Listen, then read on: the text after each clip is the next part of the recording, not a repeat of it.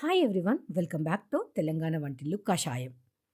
ఒక glass water అంటే 250 ml water పెట్టుకొని అందులో కొంచెం అల్లం తురిమేసుకొని, ఒక తులిసాకు, కొంచెం జీలకర్ర, కొన్ని ధనియాలు, కొంచెం సోంపు, కొన్ని మిరియాలు, కొంచెం పుదీనా వేసుకొని ఇది బాగా మరగబెట్టేసుకుంటే మనకు గొంతులో గరగర అండ్ కఫంలాగా ఉన్నప్పుడు ఈ కషాయం బాగా పనిచేస్తుంది. సో చూసారు కదా మసిలితే ఎలా అయిపోయిందో.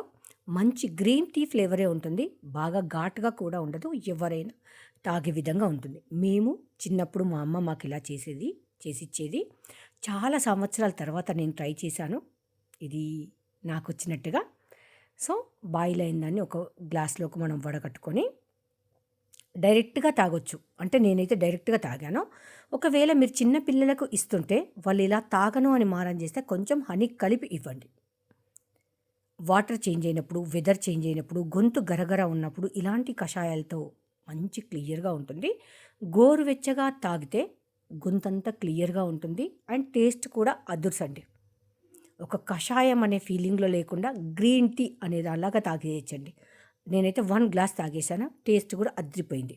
సో మీరు ఈ వీడియో చూస్తున్న వాళ్ళకు ఎంతమందికి కషాయం అంటే తెలుసు? మీ అమ్మ వాళ్ళు మీరు చిన్నప్పుడు ఇలాంటి కషాయాలు చేసిచ్చేస్తారా? నాకైతే మా అమ్మ చేసిచ్చిందండి. సో ఇప్పుడు అమ్మ లేదు, బట్ అమ్మ నేర్పిన కషాయం మాత్రం నేను ఈరోజు చేసుకొని తాగాను. మిస్ యూ అమ్మ, లవ్ యూ అమ్మ.